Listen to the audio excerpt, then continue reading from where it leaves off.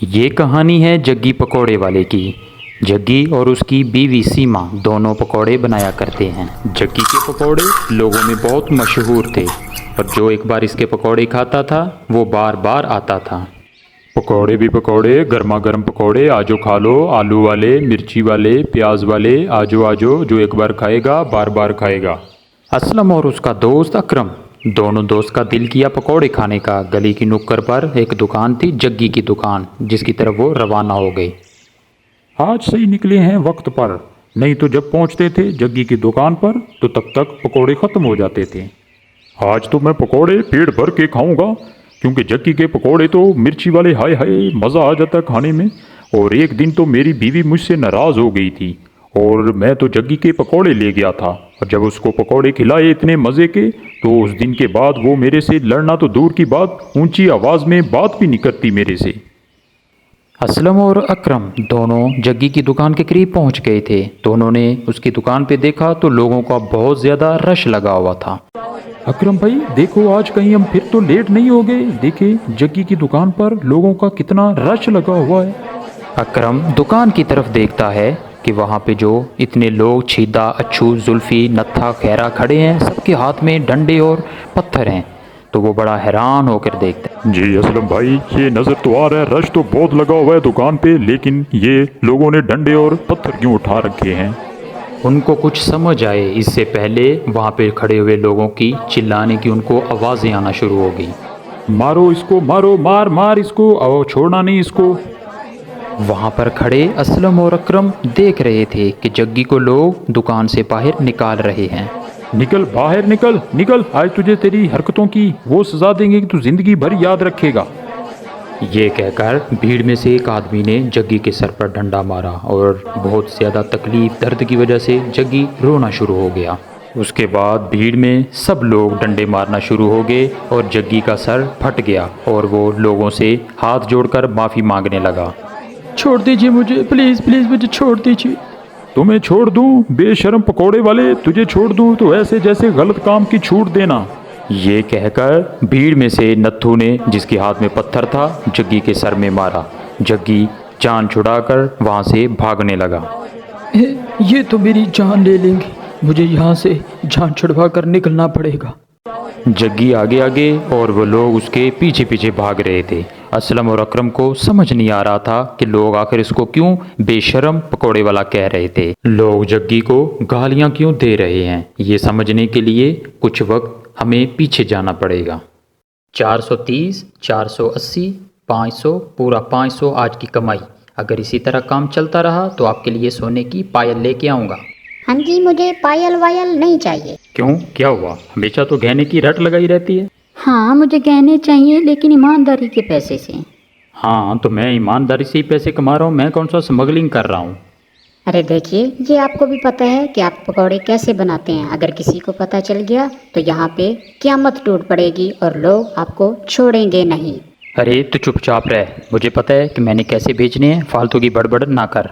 जग्गी बहुत बेशर्म इंसान था। वो पकौड़े तो बेचता था लेकिन बहुत ही गंदे तरीके से। वो पकौड़े के गोलों को पहले बगल में दबाता था, क्योंकि उसे ऐसे करने में बहुत मज़ा आता था। ये हो गए पकौड़े के गोले तैयार। अब इनको मैं अपनी गंदे बदबूदार बगल के नीचे दबाता हूँ। हाँ मज़ा आ गया, ये दब गया। अब इसे डालता हूँ कढ़ाई में। ये कहकर उसने पकौड़े को कढ़ाई में डाला और कढ़ाई से निकलने के बाद उनको गौर से देखकर मुस्कुराने लगा और कहा, ये लो, ये हो गए मेरे असली पकौड़े तैयार। सीमा मुझे और दो बेसन, मैंने और पकौड़े के गोले बनाने। सीमा अपने शौहर को ये रोज़ करता देखती और उसे रोकती टोकती, लेकिन वो बेशर्म उसकी बात नहीं मानता। अरे क्या तू रोज़ रोज़ चिक चिक लगी रहती है?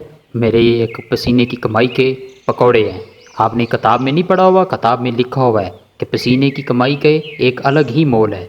ये मेरी पसीने की कमाई है, मतलब मेरे बगल के पसीने की कमाई।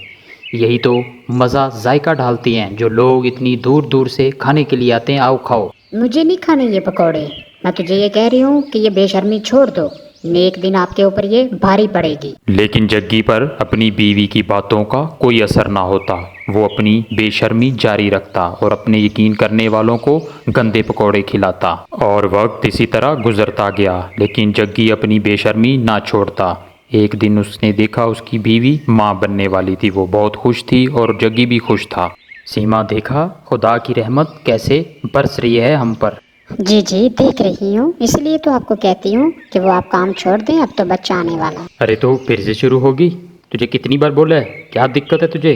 कभी कभी लगता है तू सबसे मेरी बड़ी दुश्मन है। इस तरह जग्गी एक बार फिर अपनी बीवी को चुप करवा देता है, लेकिन अपनी बेशर्मी जारी रखता है। वो कहते हैं ना कि गलत काम जितना मर्जी किया जाए, लेकिन एक दिन उसका भेद तो खुल ही जाता है, और जब भेद खुल जाता है तो पुराना हिसाब देना पड़ता है।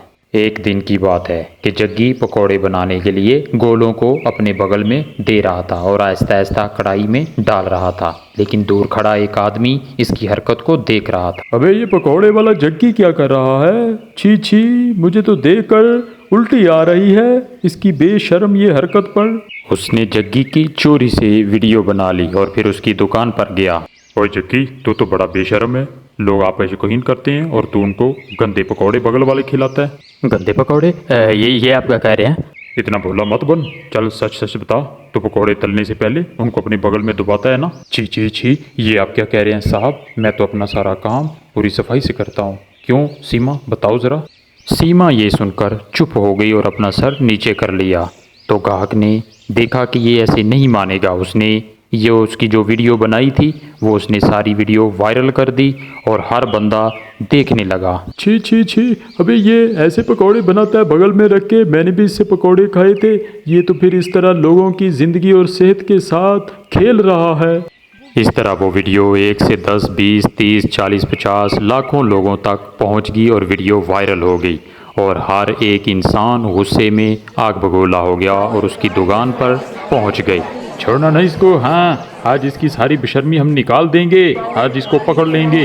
और लोगों ने उसे पकड़ लिया और फिर से डंडों के साथ मारा और उसकी बीवी भाग कर आई, आकर उनसे माफ़ी मांगने लगी, हाथ जोड़कर कहने लगी, मैं मानती हूँ इन्होंने जो गलती की है माफ़ी के लायक नहीं है, लेकिन आप लोग इसको माफ़ करते हैं। मेरे पेट में जो बेटा है, अगर इसको कुछ हो गया, ये मर गया, तो वो यतीम हो जाएगा।